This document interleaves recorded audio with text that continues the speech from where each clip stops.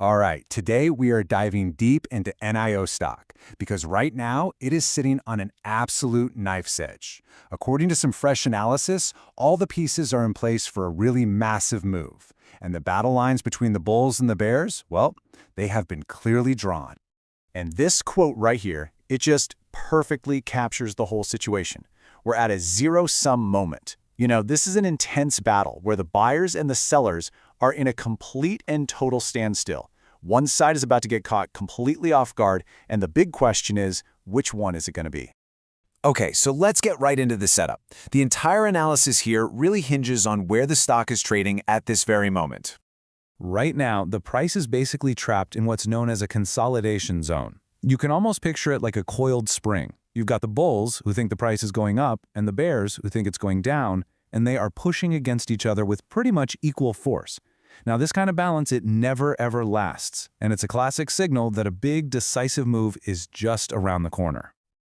So what could possibly break this deadlock? Well, the analysis points to two really powerful catalysts. Let's just call them the engines of fuel that have just been ignited. These are the two key drivers we're talking about. First up, NIO is finally generating real revenue in Europe. And second, its core technology just got a huge vote of confidence from the market. So let's break each of these down. This first engine is a huge milestone. NIO's Firefly deliveries, they're not just a plan anymore, they've officially started. We're talking real cars being sold and real money coming in from key European markets. And that includes the very EV-savvy region of Norway. This proves their global strategy is actually starting to pay off. Now for the second engine. This one's a bit more indirect, but honestly, it's just as powerful. It's not actually about NIO itself, but about their exclusive LiDAR partner, a company called Sion. Sion just had a massive IPO. Its stock just soared. This is a huge market validation of the exact advanced technology NIO uses for its driver assistance systems. What this basically screams to investors is that NIO's building its cars with top-tier, market-approved components. So, with all that fuel in the tank, let's look at the first possible path, the optimistic, bullish scenario. The analysis calls this the blue sky breakout. For this whole bullish case to work, it all starts with this one number, $5. And look, this isn't just some random price. It's a massive psychological support level. Both human traders and, their trading algorithms, they are programmed to see these big round numbers as really important.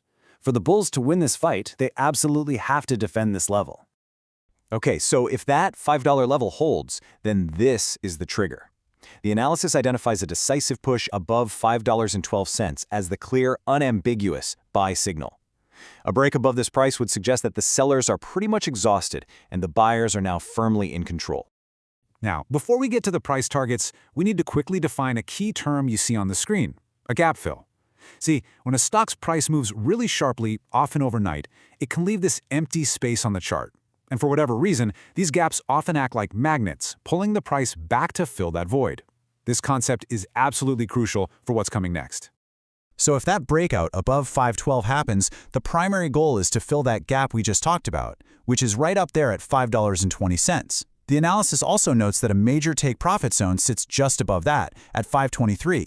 And if the buying momentum gets really fierce, an extended short squeeze could rocket the price all the way up to 550. But what if all this good news is actually a trap?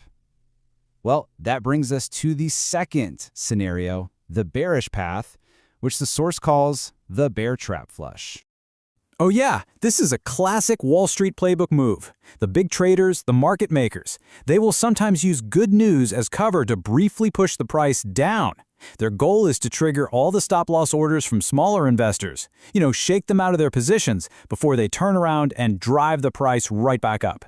It's a calculated, ruthless shakeout. And this is the number that flips the whole script. If the buyers can't hold $5, then $4.97 becomes the absolute do-or-die critical floor.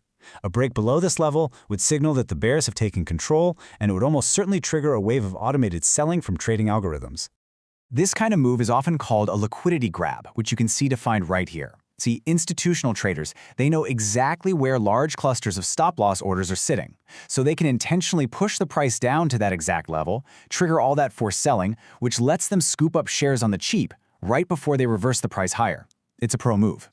So if that 497 floor breaks, the analysis lays out a pretty clear path downwards. The first test would be 490. Below that, the primary target becomes 485, and the deepest potential drop, a prime zone for that liquidity grab we just discussed, is identified at 484. So let's just put it all together. Here are the two playbooks side by side. It is a clear fork in the road. Above 512, the bullish path targets 520. Below 497, the bearish path targets 485. The entire battle is for control of those 15 cents in between. But what about investors with a longer-term view? The analysis actually concludes by zooming out to identify what it calls the ultimate buy zone, regardless of all this short-term volatility. And this quote from the analysis, it just captures the overall sentiment perfectly. Do not short aggressively. So why? Because those fundamental catalysts we talked about earlier, the European revenue, the tech validation, they're just too strong. Any drop is viewed as a purely tactical, short-term shakeout, not some long-term breakdown. The bears are essentially fighting the tide here. So for long-term buyers, the research points to a very definitive zone, and it's anchored by a major trend line. Now, this isn't some random line drawn on a chart. It's created by connecting multiple previous low points, defining the floor of the stock's long-term upward channel. You could argue it's the strongest technical support on the entire chart. And that key level is $4.73. This is identified as the ultimate buy the dip zone. It's the point where that long-term trend meets all this short-term noise, and historically, it's where the big institutional money has stepped in to defend the stock. So we're left with this crystal clear picture. You have powerful fundamental good news colliding with a technical standoff. The playbooks for both breakout and a breakdown are set in stone. The battle lines are drawn. The only question left is the one on your screen. Which side gets caught off guard?